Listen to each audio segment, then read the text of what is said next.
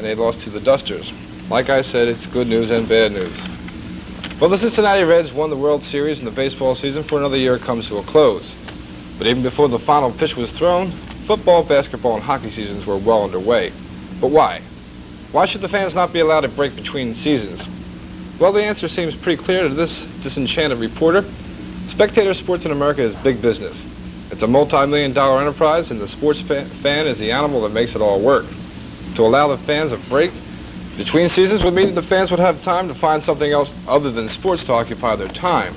And this could have surprising consequences. Just think of it. Former sports fans getting excited over a presidential race, keeping box scores on who voted for what in city council, discussing congressional voting records over a couple of beers at lunch.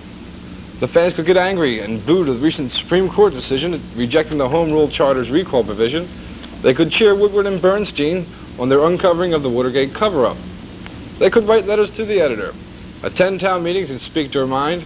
They could go to a voting booth knowing full well who was the best candidate because they had taken the time to find out. They could write a book, sing a song, spend some time doing volunteer work for the needy. They could find out that there is more to life than watching others play games. They might find out that they enjoy being a player rather than a spectator in this game of life. Naturally, those who profit from the business of spectator sports do not wish to risk losing the fan, so overlapping of the sports seasons will most likely continue. My only wish for the fan is that he will someday get bored being a spectator and become a player. And that's Sports with a Comment. Dennis, back to you. There's new testimony in the Callinger murder trial, and in our studios tonight, an exclusive interview with a Temple News reporter on Temple wiretaps. All these stories and more coming up next on News Check.